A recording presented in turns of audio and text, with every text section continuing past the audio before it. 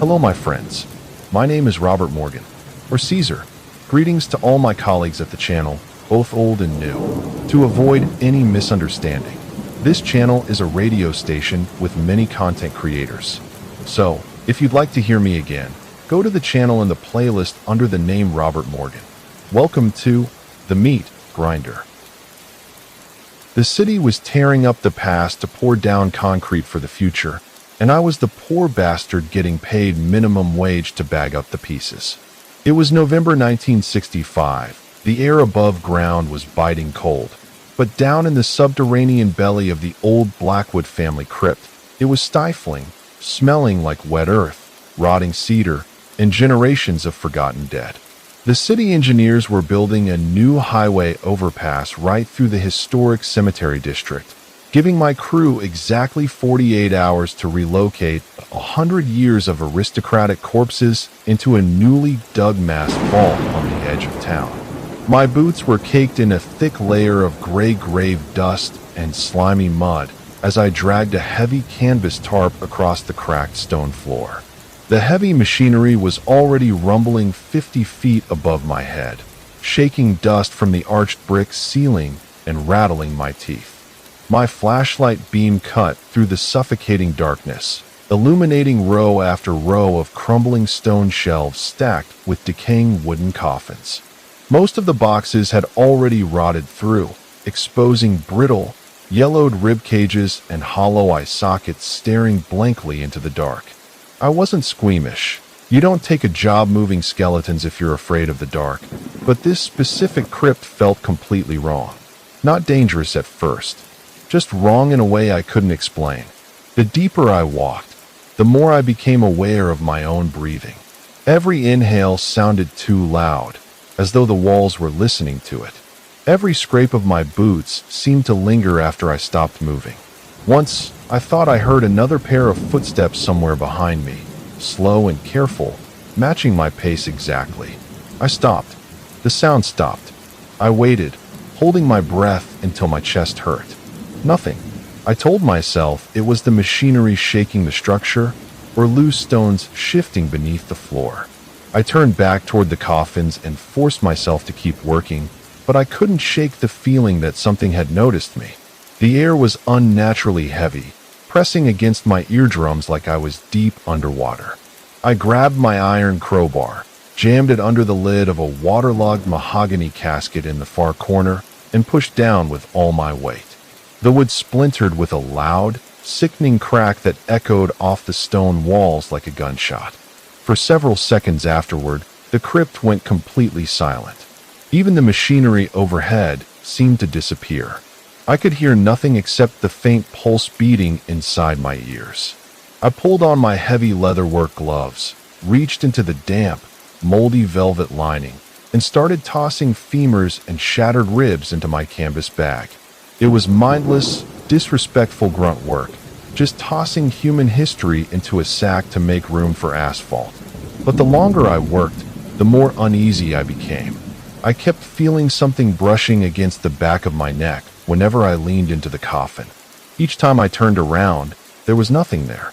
The flashlight beam showed only shelves, stone, dust, and darkness. Still, I couldn't stop checking. Then I noticed something else. The skeleton inside the coffin seemed larger than it should have been. I pushed the thought away and reached deeper into the rotten velvet. My glove scraped against something hard. I assumed it was another fragment of bone, but when I dragged my hand across it, something cold and metallic caught the leather. I stopped breathing.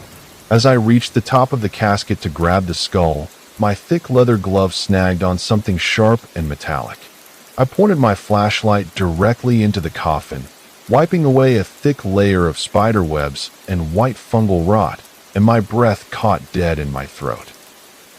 Lying right there in the center of the rotting pillow wasn't just a skull. It was a twisted nightmare of heavy metal and bone. The skull belonged to a massive guy, but the jawbone was violently clamped shut, wrapped dozens of times with a thick, heavy-gauge copper wire.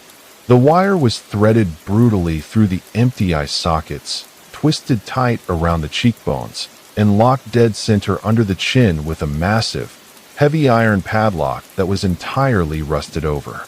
The copper had actually dug deep grooves into the yellowed bone over the decades, turning the surrounding skull dark green from oxidation.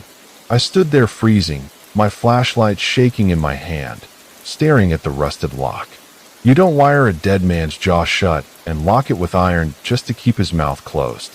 The sheer violence of it, the paranoid desperation of whoever bolted this thing together, sent a wave of absolute ice down my spine.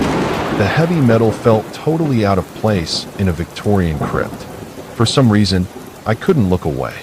The longer I stared at it, the harder it became to convince myself that I was looking at something that had been dead for decades. The empty sockets seemed to pull my attention inward, as if there was something behind the darkness of the bone that I wasn't supposed to notice. I kept telling myself it was only the flashlight, only shadows, only an old skull sitting inside an old coffin. But my body didn't believe me. My fingers had tightened around the flashlight so hard that they hurt. I studied the skull, trying to find some ordinary explanation for what I was seeing. Maybe the man had died violently. Maybe his family had been superstitious. Maybe it was some forgotten ritual from a time when people were terrified of the dead returning to their homes. I had heard old graveyard stories before, but those were stories people told around bars after too many drinks. This was different. Someone had physically gone to the trouble of making sure this man's mouth could never open again. And suddenly I became aware of how quiet the crypt had become. The machinery above was still running, but its vibrations seemed distant now, almost impossibly far away. I could no longer feel the floor trembling beneath my boots. The silence felt deliberate. I looked toward the staircase, then back at the skull. For one stupid second, I wondered if the skull had been watching me. I laughed nervously at myself. The sound of my own laugh came back from the stone walls in a weak, distorted echo that somehow made everything worse. I stopped smiling. I listened. Nothing. No footsteps. No voices. No movement. Just that skull sitting in the coffin, its jaw locked shut as though someone had been terrified of whatever might come out of its mouth. The lock was massive, easily weighing 2 pounds, covered in crusty brown rust and thick dirt. I convinced myself I needed to break it off to fit the skull properly into the transport box. I reached into my tool belt, pulled out my heavy steel bolt cutters, and clamped the razor-sharp jaws over the thick copper wire right next to the padlock. The metal was surprisingly dense, resisting the blades. I gritted my teeth, leaned all my body weight onto the rubber handles, and squeezed until my forearms burned. The wire didn't break immediately. Instead, the copper seemed to flex beneath the cutters, producing a faint metallic creaking noise that made the hair rise along my arms. I squeezed harder. For a moment, I had the strange sensation that I was doing something I shouldn't be doing. Not because of the skull, because of the silence. It felt as though the entire crypt was waiting for the wire to break. I squeezed again. A loud, sharp snap echoed through the dead silence of the crypt. The copper wire instantly uncoiled like a striking snake, springing away from the bone. The heavy rusted padlock dropped like a rock, hitting the bottom of the wooden coffin with a heavy, hollow thud. I exhaled, wiping cold sweat from my forehead, feeling a brief rush of stupid triumph. Then I noticed something. The padlock was still moving. It rocked gently against the coffin floor, back and forth, even though nothing had touched it. My breathing stopped. I stared at it, unable to understand what I was seeing. The movement slowly stopped. The crypt became silent again. I lowered the bolt cutters, but before I could even lower them completely, the jawbone of the skull slowly dropped wide open with a dry, horrifying crack. The second that jaw unhinged, the temperature in the crypt completely plummeted, dropping 30 degrees in a fraction of a second. The moisture in the air instantly froze, turning my rapid breathing into thick, white clouds of vapor. I stumbled backward, dropping the heavy bolt cutters onto the stone floor, my heart hammering a frantic, sickening rhythm against my ribs. For a moment, I couldn't move. I just stared. Looking into the gaping, unnatural maw of that skull, I realized with absolute, terrifying clarity that the copper wire and the iron padlock were never designed to keep the dead man inside his grave. They were designed to keep something trapped inside the bone. The thought settled into my mind with such certainty that I didn't even question where it came from. That frightened me almost as much as the skull itself. The idea hadn't felt like my own thought. It had arrived fully formed, cold and complete, as though someone had quietly whispered it into my mind. A thick, viscous black smoke began pouring out of the skull's open mouth, rolling over the edge of the wooden coffin and spilling onto the stone floor like a liquid shadow. It didn't drift up like normal smoke. It slithered, hugging the ground, completely devouring the beam of my flashlight wherever it touched. I backed away slowly. The beam of light shook across the floor, and every time it touched the black vapor, the darkness swallowed it. I suddenly felt horribly exposed, as though the flashlight wasn't protecting me at all, but showing whatever was down there exactly where I was standing. The air instantly smelled like burning ozone, rotting meat, and pure sulfur. The black smoke began twisting and writhing, pooling into massive, tar-like puddles that started crawling up the brick walls. The silence of the crypt was shattered by a low, horrific sound, a wet, rattling hiss, like 1,000 people suffocating underwater. I wanted to run. My legs refused. The shadows weren't just forming. They were feeding on the very atmosphere of the room. Every breath I took seemed to make them move faster. I could feel pressure building inside my chest, as if the crypt itself was slowly tightening around me. Then something whispered. I couldn't understand the words, but I understood my name. I froze. The sound came again, somewhere behind me. I spun around so violently that my flashlight nearly flew from my hand. Nothing, only darkness. I told myself it was impossible. I hadn't heard my name. My exhausted brain was inventing sounds because of the cold and the fear. But then another whisper came from the opposite side of the room. Closer. I took another step back, my boots slipping on the freezing stone. Then I realized something even worse. The whispers weren't coming from one place. They were moving. Sometimes they sounded close to my ear, then far away, then directly beneath my feet, as though the crypt itself had begun speaking. My breathing became shallow. I suddenly remembered every old story I had ever heard about sealed graves, cursed bones, and things buried for reasons no priest would ever write down. I had always laughed at those stories. Standing there in that freezing darkness, I couldn't remember why. The entity wasn't a ghost. It was a parasitic, demonic rot that had been sealed inside the marrow of that specific corpse for over a century. And I had just opened the front door. The black vapor violently pulsed, shooting out across the crypt and wrapping around the other canvas bags I had filled with bones. Every single bag violently jerked, the dead skeletons inside rattling and shaking as the dark entity seeped into them, using them as anchors to pull itself fully into the physical world. I watched one of the bags twitch, then another, then all of them moved at once. The bones inside began striking against the canvas in frantic, uneven bursts. Something inside those bags was trying to stand. The sound was unbearable. Dry bone scraping against dry bone. 1,000 tiny clicks, rattles, impacts, not random, rhythmic, like fingers tapping against a door. I backed away until my shoulders struck the cold brick wall behind me. There was nowhere else to go. The black smoke had spread across most of the floor now, cutting me off from the staircase. The beam of my flashlight swept across the crypt. For one terrible second, I thought I saw shapes moving inside the darkness. Human shapes, tall, thin, standing perfectly still between the stone pillars. Watching, I blinked. They were gone, or perhaps they had never been there.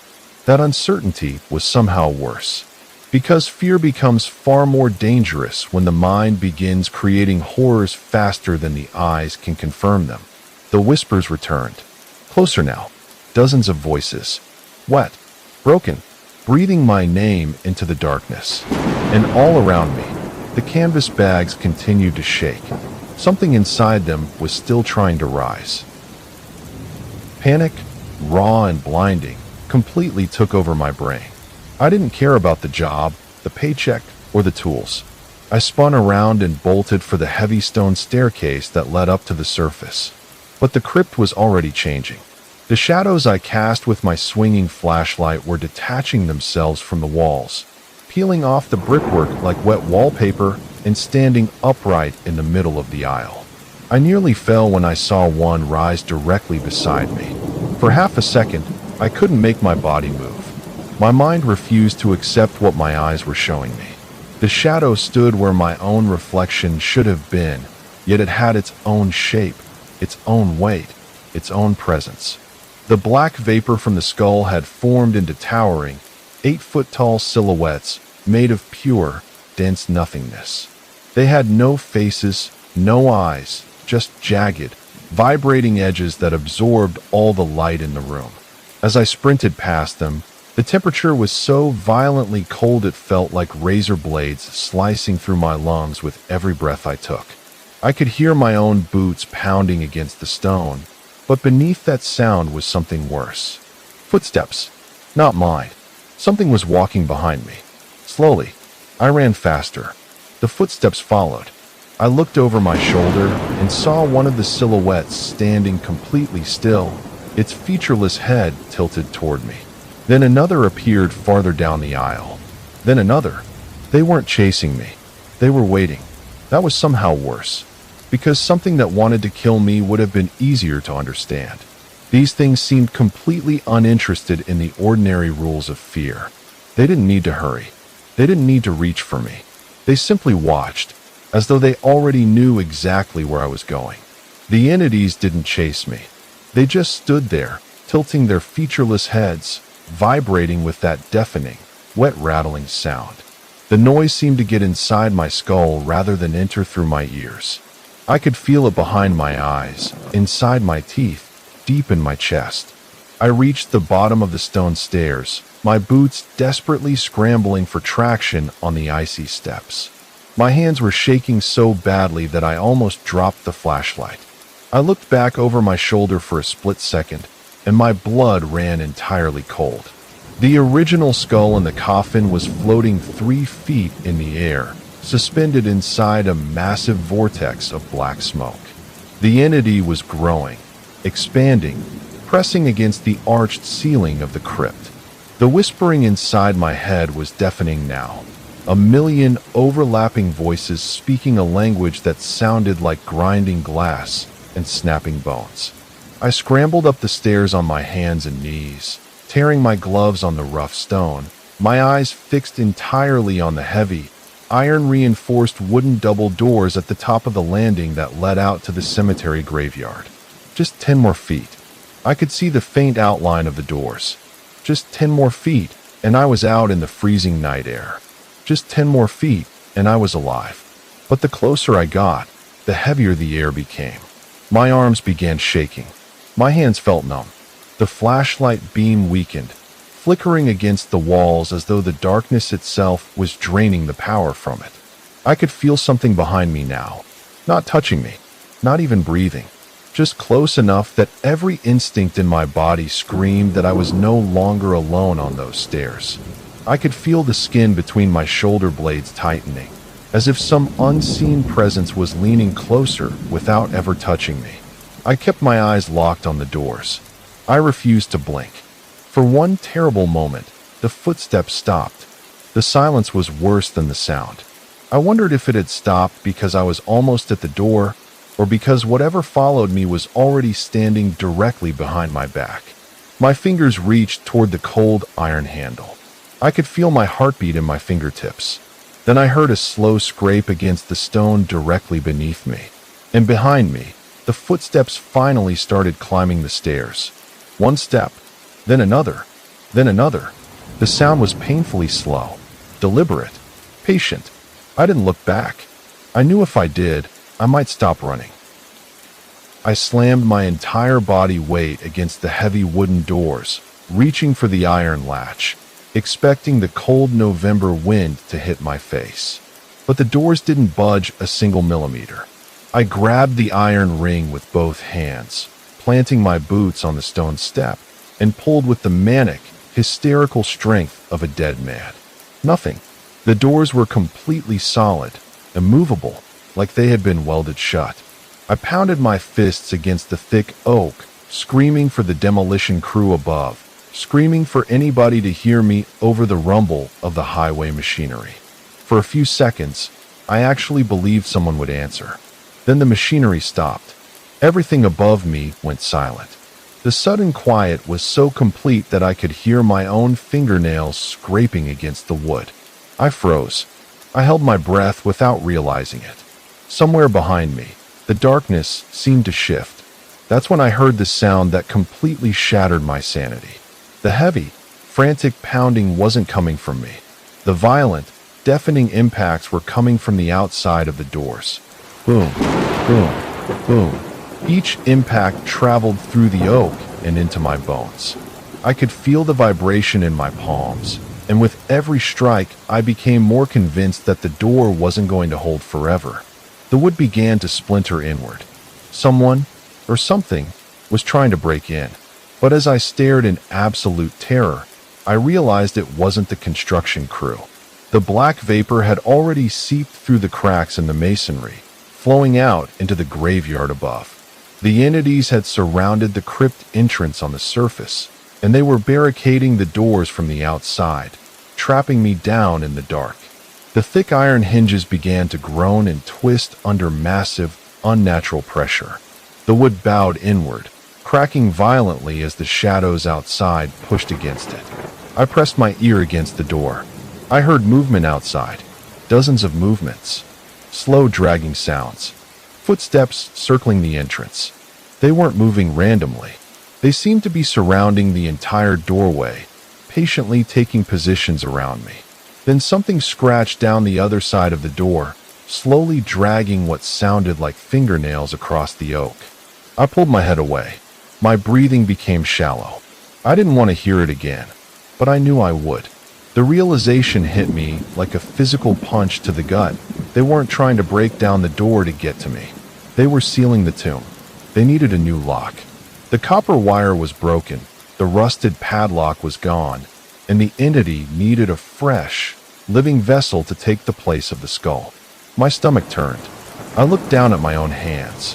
For the first time, I understood that every second I had spent inside this crypt had been part of something I couldn't see. The shadows inside the crypt began slowly floating up the staircase toward me, blocking off my only exit, cutting off any chance of retreat. I tightened my grip around the crowbar. There was nowhere left to run. My eyes moved between the sealed doors and the approaching darkness. I could feel my thoughts beginning to fracture under the pressure. I wanted to scream. I wanted to close my eyes. But some primitive part of my mind kept telling me that if I looked away, something would get closer. I stood completely still, listening to the silence. Then I realized something that made my stomach twist. The scratching had stopped too. Whatever was outside had gone completely quiet. And somehow, that felt intentional. I couldn't tell whether it had left or whether it had simply moved somewhere I couldn't see. My grip tightened around the crowbar until my fingers hurt. I stared at the door, waiting for another sound. Nothing came. The silence stretched longer. Then I became aware of a faint pressure against the other side of the wood, almost like someone had placed their face against it and was listening to me breathe. I backed away slowly. I didn't know what frightened me more, the possibility that something was outside, or the possibility that it had already found another way inside. The pounding outside stopped. That silence terrified me more than the noise. For several seconds, nothing moved. Nothing breathed. Nothing scratched. Then I heard 3 soft knocks, right behind the door, as if something outside had finally realized I was listening. I backed flat against the locked wooden doors, gripping my iron crowbar so hard my knuckles were bleeding, staring down into the pitch-black belly of the crypt. My flashlight flickered and died, completely drained of power by the unnatural cold. The darkness was absolute, thick, and heavy. The towering silhouettes of black vapor drifted slowly up the steps, completely silent now. The wet rattling noise had stopped. Everything was completely dead. I could hear my heartbeat. Then even that seemed to disappear beneath the silence. I swallowed, but my throat felt dry and frozen. I tried to breathe slowly, forcing myself to stay calm, but every breath seemed weaker than the one before it. The darkness ahead wasn't ordinary darkness anymore. It felt solid. I had this sickening impression that if I reached into it, my hand wouldn't come back. I kept staring into it, waiting for something to move. Nothing did. That was the worst part. My mind began filling the silence with things my eyes couldn't see. I imagined footsteps between the shadows. I imagined something crouching just beyond the edge of my vision. Every second that passed made me more certain that whatever was coming didn't need to hurry. I tried to convince myself that fear was distorting everything, that the shadows were only shadows, that the cold was only cold, that my mind was simply desperate to give shape to something it couldn't understand. But none of those explanations lasted more than a few seconds. Then, the air pressure in the staircase violently shifted. It didn't just get cold. The oxygen was suddenly ripped straight out of the atmosphere. I opened my mouth to scream, but absolutely no sound came out. My lungs desperately expanded, pulling in nothing but a hard, painful vacuum. I fell to my knees on the stone landing, clutching my throat, my eyes bulging as the pressure inside my skull skyrocketed. The physical sensation of suffocating in a total vacuum was sheer, unimaginable agony. I tried to crawl toward the door. My fingers scraped against the stone. I tried to scream again. Nothing, not even a whisper. The darkness wrapped around my body like a heavy, freezing blanket. I couldn't see. I couldn't hear. I couldn't breathe. My thoughts began breaking apart. For one terrifying moment, I couldn't remember where I was. I couldn't remember the surface. I couldn't remember the demolition crew. I couldn't even remember how long I had been down there. The only thing my mind could hold on to was the locked door behind me and the terrible certainty that I had nowhere left to go. I stared at the darkness until I could no longer tell where the staircase ended and the shadows began. Then I realized something even worse. I was afraid to close my eyes. Not because I thought I would see something when I opened them, because I was terrified that something might be standing closer when I did. I forced myself to keep staring ahead, but the longer I looked, the more the darkness seemed to stare back. I could almost feel an unseen attention settling over me, patient and deliberate, waiting for my fear to become complete. I wondered if it could sense my thoughts. The idea made my stomach twist. Somewhere in that impossible silence, I became aware of something standing directly in front of me. I couldn't see it. I couldn't hear it. But I knew it was there. A pressure appeared against my chest, then my shoulders, then my face. I felt something cold move slowly along my jaw. The last thing I felt before my brain began to violently shut down was the sensation of a cold, invisible hand gripping my jawbone. I felt the sharp, agonizing scrape of thick metal wires sliding through my skin, wrapping tight around my teeth, pulling my mouth violently shut. I tried to fight. My arms wouldn't move. My fingers clawed uselessly against the stone. The wire tightened. The entity wasn't just killing me. It was preparing its new lock. As the darkness completely swallowed my vision, I heard something behind me. 3 soft knocks. The same 3 knocks I had heard against the door. Then the sound moved. It was no longer behind the door. It was inside the crypt, right beside my ear. And finally, I heard the heavy, metallic click of a padlock snapping shut right under my chin, locking me into the dark forever. The rain was beating down like thrown gravel against the cracked windshield of my rusted-out 2006 Ford E350 transport van.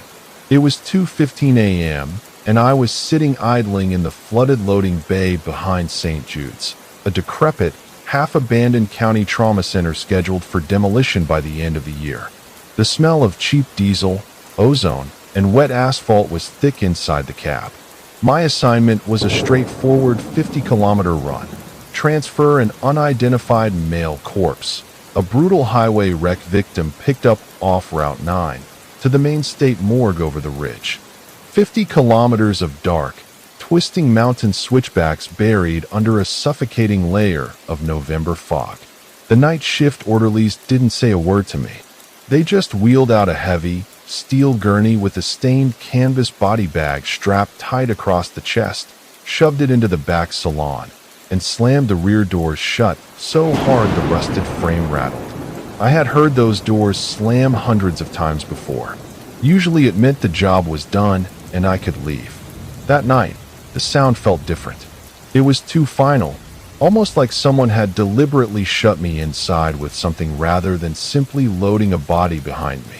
I looked at the rear doors through the side mirror, expecting to see one of the orderlies walking away, but there was nobody there anymore. Just rain. Just the yellow hospital lights reflecting off the pavement, and the black shape of the van behind me. I sat there for another few seconds without moving, listening to the engine idle. The thought crossed my mind that I should get out and check the locks, but I immediately dismissed it. I had spent 7 years transporting dead people. You start imagining things when you work nights. You hear noises that aren't there. You see movement in mirrors. Sometimes your brain gives a face to a shadow because it doesn't like empty spaces. At least I thought I did. Still, I couldn't stop looking at the rearview mirror. Every few seconds my eyes drifted back to it, searching for movement. The body bag remained exactly where it had been, but the darkness around it seemed strangely deep, as if the weak interior light couldn't reach the corners anymore. I felt a slow pressure building behind my ribs, the irrational certainty that if I turned around and looked through the partition, I would see something I wasn't supposed to see. I didn't turn around. The thought made my stomach tighten. I sat in the driver's seat, the engine throbbing under my boots, trying to warm my hands against the heater vents. On the dashboard, a worn-out cassette tape was spinning inside the deck, hiss and static buzzing through the blown-out speakers. I didn't like transporting unlabeled John Does, especially not late at night when the fog rolled off the pines, but the county paid cash for transit runs, and I needed every dime. I glanced toward the small partition window again. The body bag was completely still. That should have made me feel better. Instead, I found myself staring at it longer than I wanted to. I had carried dozens of them. Sometimes I wondered whether the dead noticed the difference. The question had never bothered me before. That night, it did. I imagined the man lying alone beneath that canvas, surrounded by darkness, with nobody knowing his name and nobody expecting him home. I knew it was a corpse. I knew there was no reason to feel watched. Yet the longer I sat there, the harder it became to ignore the feeling that the silence behind me wasn't empty. It felt occupied. I tossed my half-smoked cigarette out the window, shifted the van into drive, and pulled out into the pitch-black highway, unaware of what was strapped to the gurney 3 feet behind my head. The hospital disappeared behind me within minutes. The last streetlight vanished. Then the trees swallowed the road. I turned the radio up slightly, but the speakers answered with another burst of static. I lowered the volume again. For a moment, I thought I heard something underneath it, almost like breathing. My hands tightened around the steering wheel. I looked toward the partition. The road ahead seemed suddenly narrower than it had a moment before, the darkness pressing against both sides of the windshield while the headlights disappeared into the fog. I could hear the tires hissing over wet asphalt, the engine humming beneath me, and beneath all of it, something else that I couldn't identify. The sound stopped. I exhaled slowly. Then I heard it again. Not from the radio, not from the engine, from somewhere behind me. I told myself it was the heater. I told myself it was the rain. I told myself a lot of things that night, and every one of them would eventually become harder to believe. 10 miles into the mountain pass, the fog hit like a solid wall of white cotton. You couldn't see 10 feet past the hood. The road turned into a series of jagged, dangerous switchbacks with sheer rock faces on one side and a 500-foot drop into the canyon on the other. I was gripping the steering wheel so hard my knuckles were turning white, leaning over the dash just to track the yellow lines on the asphalt. The fog made the world feel smaller. There was no horizon anymore. No distant headlights. No mountains. No sky. Just the narrow strip of wet asphalt directly in front of me and the white emptiness surrounding it. I hated that kind of weather because it made you feel like you were driving through a place that didn't exist. Every few seconds I caught myself checking the rearview mirror, even though I already knew what I would see. The dark interior, the gurney, the body bag, nothing else.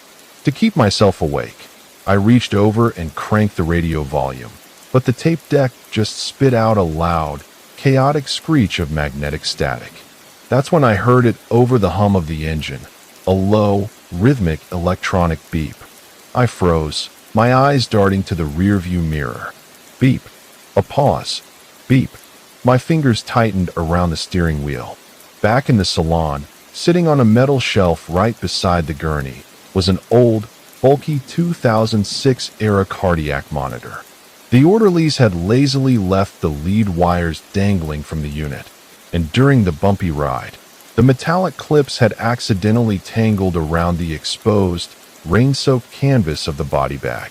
I chuckled nervously, telling myself it was just a loose ground wire shorting out against the frame.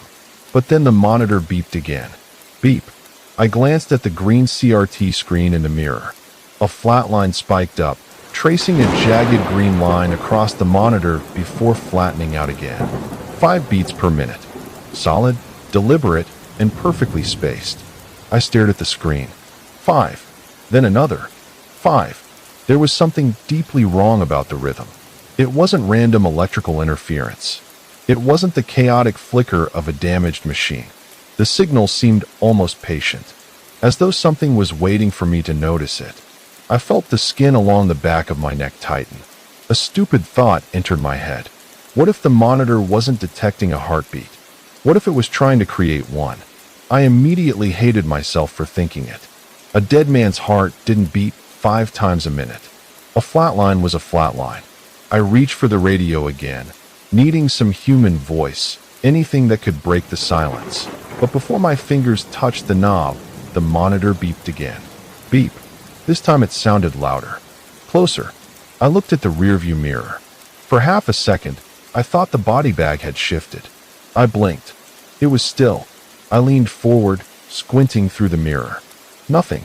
Then I realized something that made my stomach tighten. The body bag wasn't lying exactly the way I remembered it. The upper section looked slightly raised. Only slightly. Maybe an inch. Maybe less. I told myself it was the movement of the van. I told myself the gurney was bouncing over the road. I told myself the bag was full of trapped air. But none of those explanations stopped me from watching it. I kept my eyes fixed on the road, but my mind had started filling the fog with shapes that weren't there. Every pale smear beyond the windshield looked like a person standing just outside the reach of the headlights. Each time I blinked, I expected one of them to be closer.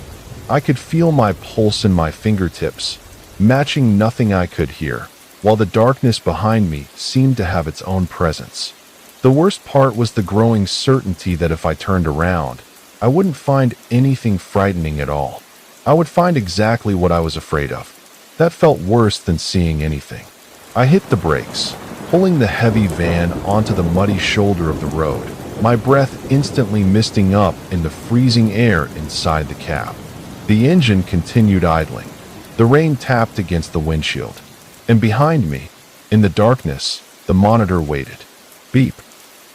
I threw the van into park, keeping the engine idling, and turned around in my seat to look through the small rectangular glass partition window that separated the driver's cab from the rear salon. The back of the van was pitch black, illuminated only by the faint, sick green glow of the cardiac monitor screen. Beep. The line spiked again. 6 beats per minute now. Just a bad ground. I muttered out loud to myself, my voice sounding thin and terrified in the quiet cab. Just a stupid frayed wire. I said it again in my head. Just a wire. Just electricity. Just a machine. The words should have calmed me down. They didn't. Something about being alone inside that van made every ordinary explanation sound ridiculous. The rain outside had disappeared into the fog, leaving only the faint vibration of water against the roof. I could hear the engine beneath me, but everything else seemed unnaturally quiet. I stared at the body bag. I couldn't see a face. I couldn't see a hand. I couldn't even see whether the bag was moving. Yet I had the growing sensation that something inside the darkness was aware that I was watching it. That was the part one couldn't explain. It felt like being observed, not from the rear salon, from somewhere behind my own thoughts. I unbuckled my seatbelt, ready to climb out into the rain and fix the cables, when the electrical system inside the van violently flickered. The dashboard lights died. The headlights dimmed to a dull orange filament. The cassette tape deck began playing backwards, emitting a low, distorted groaning sound through the speakers. I stared at it. The tape was physically moving backward. The sound coming from it wasn't music anymore. It was voices. Distorted voices buried underneath layers of static.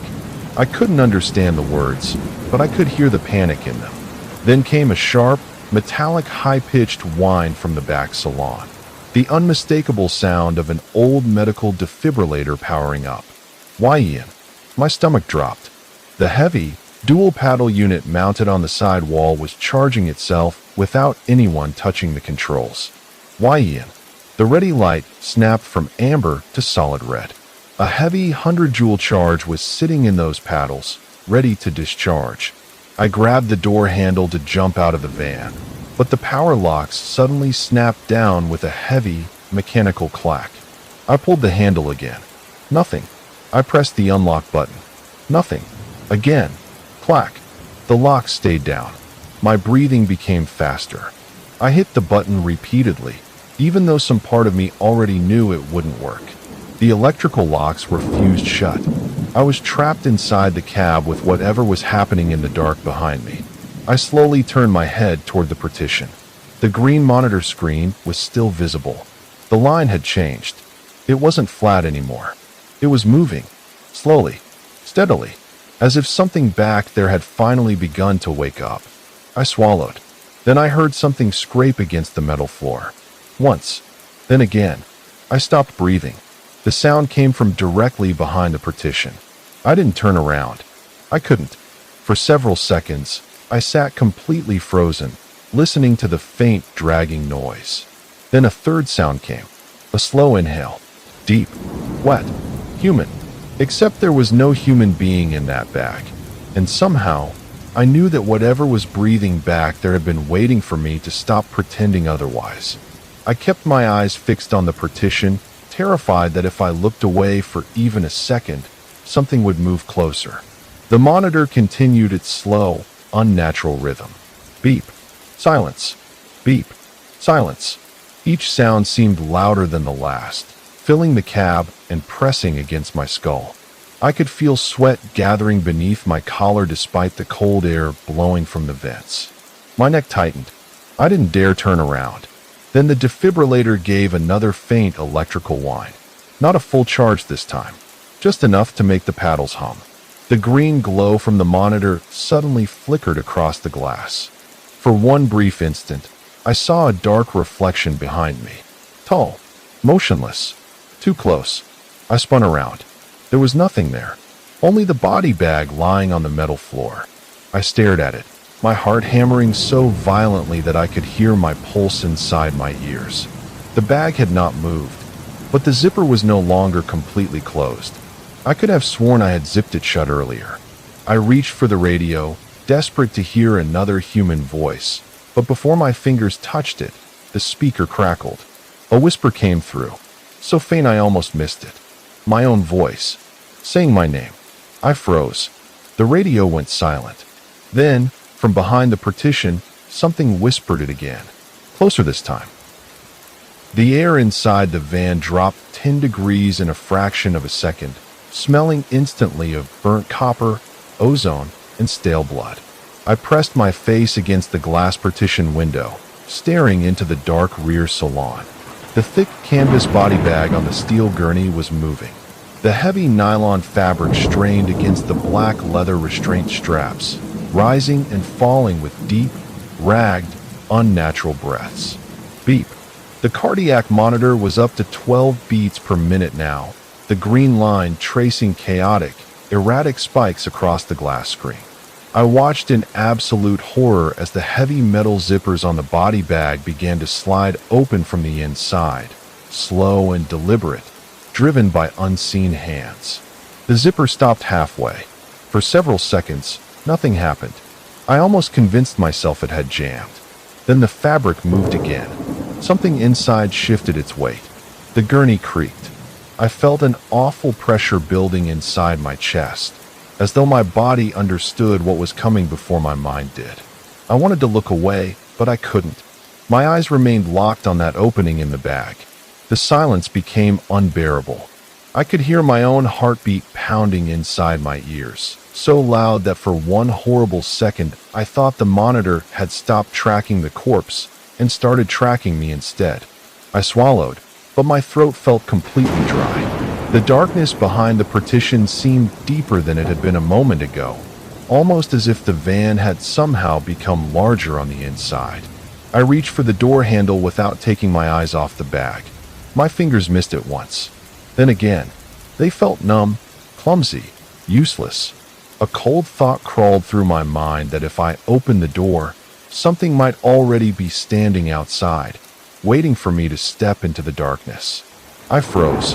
I didn't know which possibility frightened me more, staying inside with the thing behind me, or opening the door and discovering that I wasn't actually alone. A long, gray arm, caked in dried mud, glass splinters, and black highway oil, reached out of the bag and gripped the iron side rail of the gurney. The knuckles were bone white, the fingernails torn to shreds. Slowly, painfully, the corpse sat upright on the edge of the mattress, its heavy frame silhouetted against the green glare of the monitor. The head swung around toward the partition window. I couldn't move. For a second, I had the sickening feeling that it wasn't looking at me. It was looking through me. The face was a nightmare of crushed bone and torn skin, but the jaw moved with a wet, sickening crunch. It opened its mouth. Nothing came out at first. Then I heard breathing. Not one breath. Dozens. Some were fast. Some were shallow. Some sounded like people trying to breathe through blood. Then the voices started. What came out wasn't one voice. It was an overlapping chorus of dozens of different men and women, screaming, sobbing, and begging for help. They were the exact voices of every fatal highway wreck victim I had transported over my 7 years on the job. The people I had carried in silence. The people I couldn't save. I recognized them one by one. That was the worst part. A woman from a wreck near Miller's Bridge. A truck driver who had been pinned inside his cab for almost an hour before the ambulance arrived. A teenage boy whose mother had screamed at the hospital doors. I remembered every voice, every face, every body bag, and now they were all speaking through the same ruined mouth. You remember us. I felt my stomach twist. The corpse tilted its head. You always remembered the roads. Another voice came through. You remembered the mileage. A child's voice whispered, but you forgot our names. I stumbled backward from the partition. No. The corpse leaned closer. The monitor beeped faster. You drove away. My hands began shaking. I didn't leave anybody. The thing smiled. Or tried to. Its broken jaw shifted sideways. The chorus whispered together. You always did. My heart was hammering against my ribs like a trapped bird. I slammed my fists against the driver's side window, screaming for help into the empty, fog-drenched mountain night, but my voice just bounced off the thick glass. There was nobody coming. That realization hit harder than anything else. No headlights appeared through the fog. No distant siren. No truck engine. Nothing. The mountain had swallowed the van whole. Behind me, the chorus of voices inside the rear salon grew louder, turning into a deafening, metallic roar that shook the dashboard. You left us in the dark, Jimmy. The entity wept, its words blending the voices of an 18-year-old girl, an old trucker, and a young kid into a terrifying harmonic resonance. I spun around in my seat, raising my boots to kick through the glass partition window, but the physical structure of the van was already warping under the entity's spiritual weight. The solid steel sliding door separating the driver's cab from the rear salon began to hum with massive voltage. The gray paint bubbled, blistered, and peeled away in sheets. The iron frame melted like soft candle wax, turning bright cherry red before collapsing into liquid slag onto the rubber floorboards. The barrier was completely gone. The freezing, ozone-heavy air of the rear salon flooded into the front cab, carrying the suffocating smell of wet earth and copper. I could feel the cold against my face, but beneath that cold was something worse. A pressure. It felt like the air itself was pressing down on my skull, forcing memories into my mind that I hadn't thought about in years.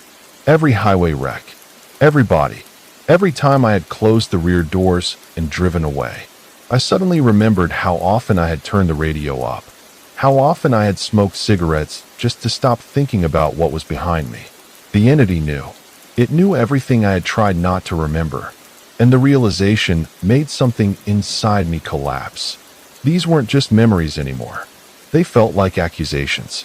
I could almost hear the old tires rolling over wet pavement again, smell the smoke trapped inside the cab, feel my hands gripping the steering wheel while something behind me waited in silence. I had spent years convincing myself that forgetting was the same thing as surviving. Now I understood that every memory I had buried was still there, waiting for someone or something to dig it back up. The silhouette on the gurney slowly lowered its bare, mud-covered feet onto the metal floor. The old cardiac monitor screamed a continuous, solid tone as the line went totally crazy. The entity stood up, its massive, ruined frame towering over the driver's seat, blocking out what little light was left in the night. I couldn't stop staring at it. There was something almost human about the way it stood. That made it worse. If it had been completely monstrous, maybe my mind could have accepted it. But the posture reminded me of a tired man standing beside a roadside accident. Waiting, watching, remembering.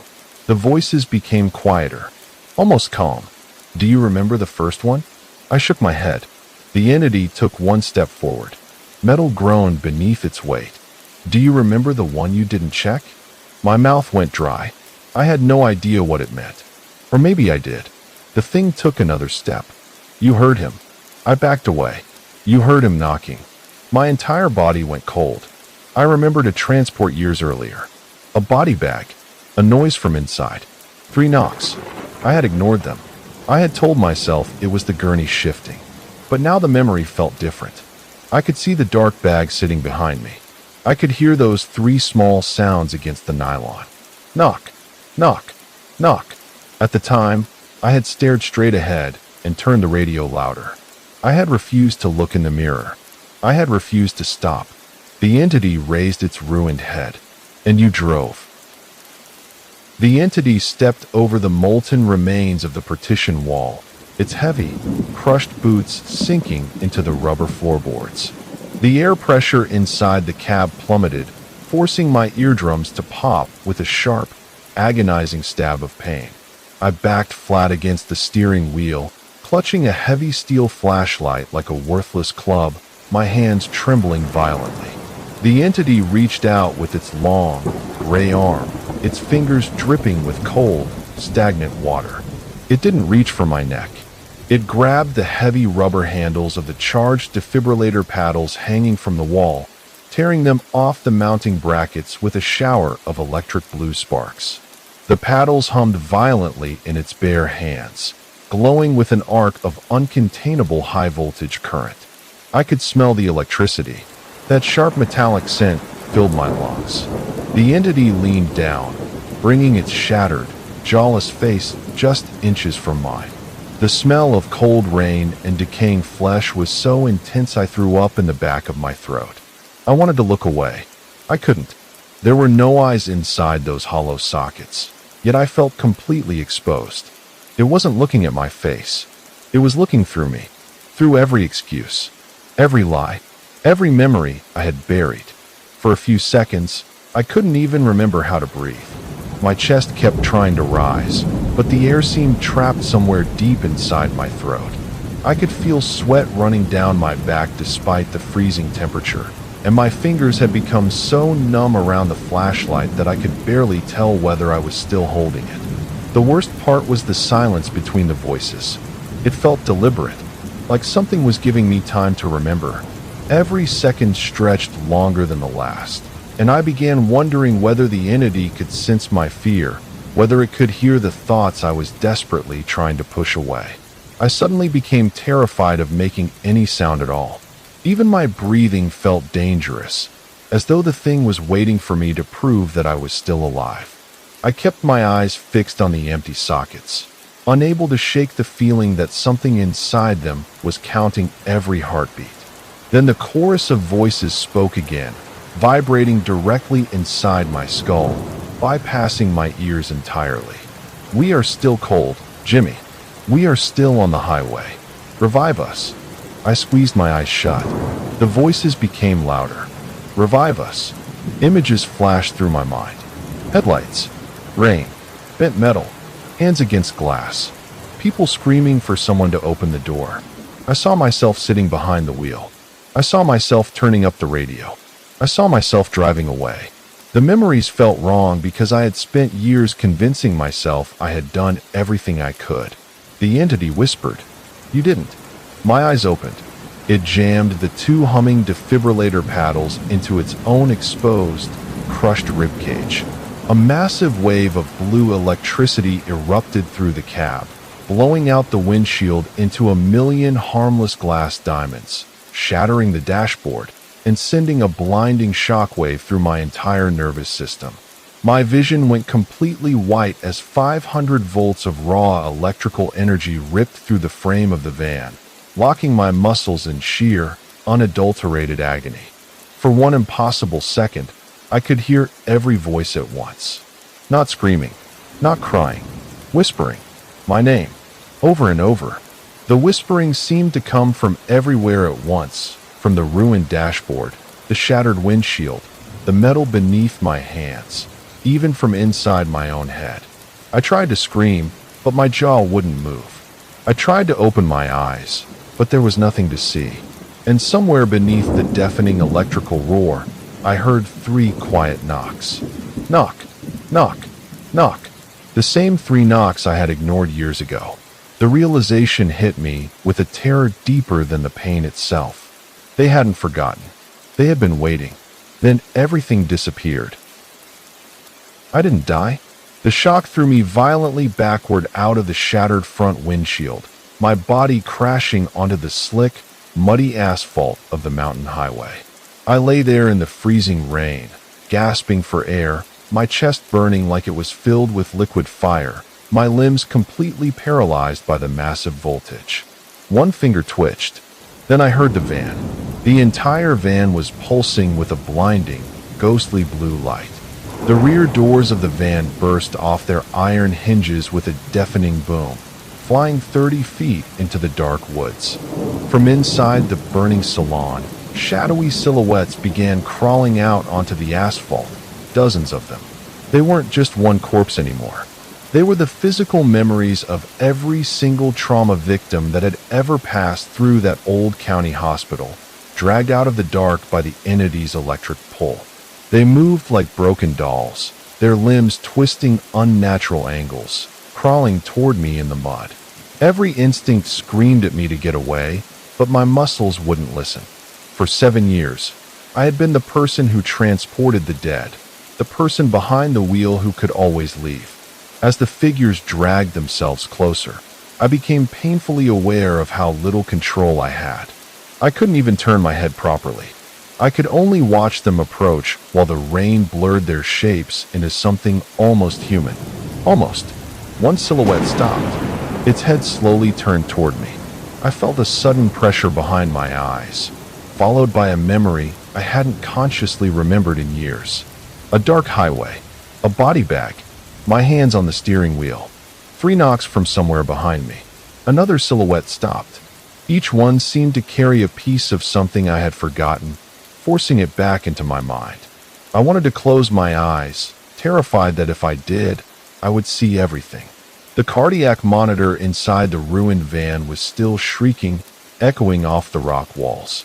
The main entity stepped out of the back of the van, holding the long, thick black power cable from the defibrillator in its hands like a leash. It stood over me in the rain. Its hollow eye socket stared down into my soul. The cable dragged behind it, throwing tiny blue sparks into the puddles. The entity lowered its head. For a moment, I heard the voices again, quieter, almost disappointed. You know what it feels like now. The cable rose. The entity was ready to drop the live electrical wire straight onto my chest to complete the circuit and pull itself permanently into the physical world. It wasn't rushing. It didn't need to. I could hear the rain striking the asphalt, the current snapping inside the cable, my own weak breathing. And beneath all of it, I thought I heard someone whispering from inside the van. My stomach dropped. I couldn't remember the voice, but my body did. It carried the same helpless tone I'd heard through a body compartment years ago. For a moment, I saw the rear doors as they had looked years earlier. Closed, dark, silent. Then the image vanished. I was back on the mountain road. The figures were closer now. One of them reached toward me. Its fingers stopped inches from my face. I couldn't breathe, as if it had only wanted to make sure I was awake. The entity watched as the cable trembled above my chest. Suddenly, I understood that this wasn't an execution. It was a punishment designed to keep me conscious long enough to remember everyone I had convinced myself I'd forgotten.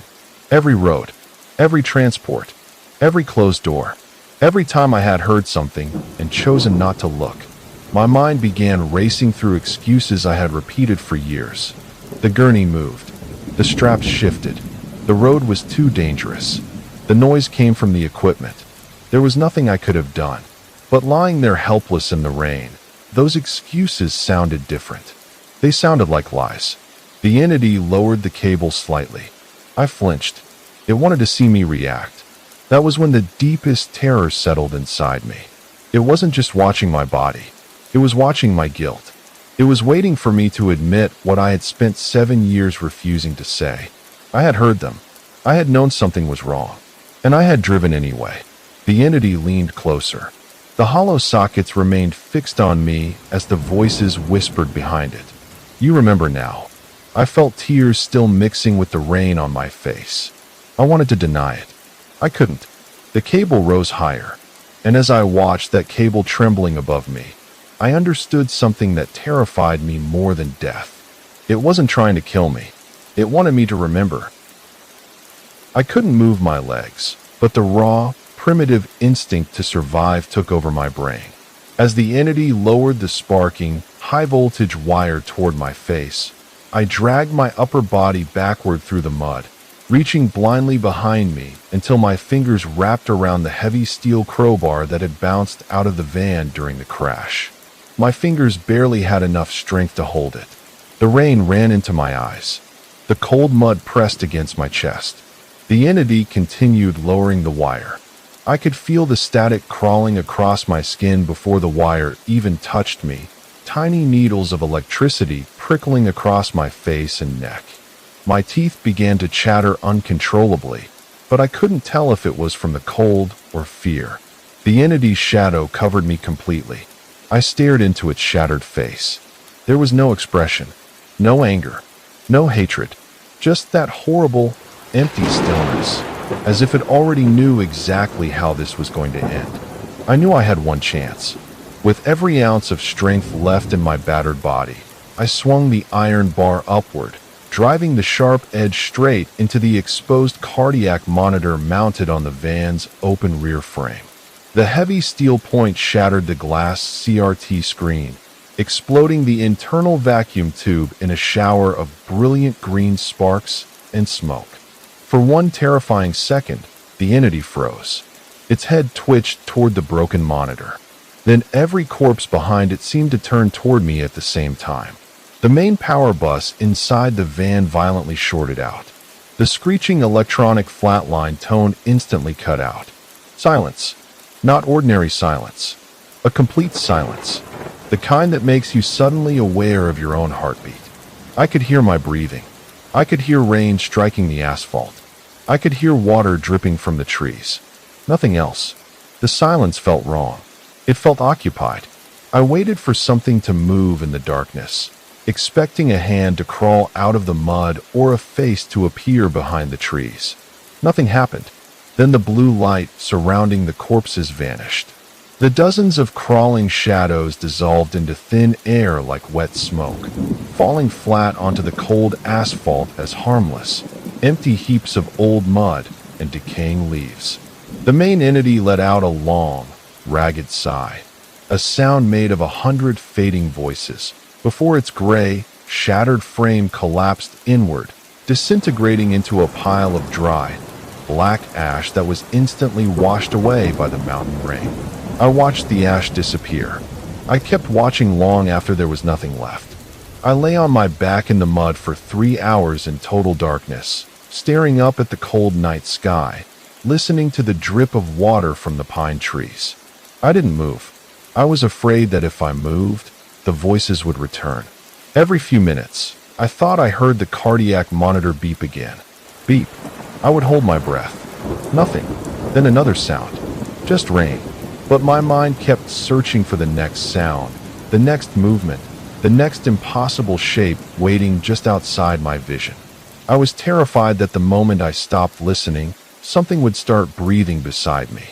I kept telling myself it was over. But the problem with surviving something like that is that your mind doesn't know when the danger has actually ended. Every shadow looked like a body. Every distant engine sounded like the van. Every electrical flicker made me think of that green screen. I kept remembering the same sentence. You heard him knocking. You heard him knocking. You heard him knocking. The words repeated inside my head until they stopped sounding like a memory and started sounding like a warning. I didn't know who had said them. I didn't know when I had first heard them. And the worst part was that, deep down, I was afraid I hadn't heard them at all. I was afraid something had spoken them directly into my mind. When the morning sun finally broke through the fog and the highway patrol found me sitting by the ruined van, the back salon was completely empty. No gurney, no body bag, no corpse, just a rusty old cassette tape deck sitting on the damp pavement, slowly spinning its brown magnetic tape into the mud, playing dead static. One of the officers asked me what happened. I opened my mouth. Nothing came out, because somewhere beneath the sound of the rain, beneath the voices of the officers, beneath the pounding of my own heart, I thought I heard one final sound. 3 quiet knocks, from inside the empty van. I never told them about that. I never told anyone.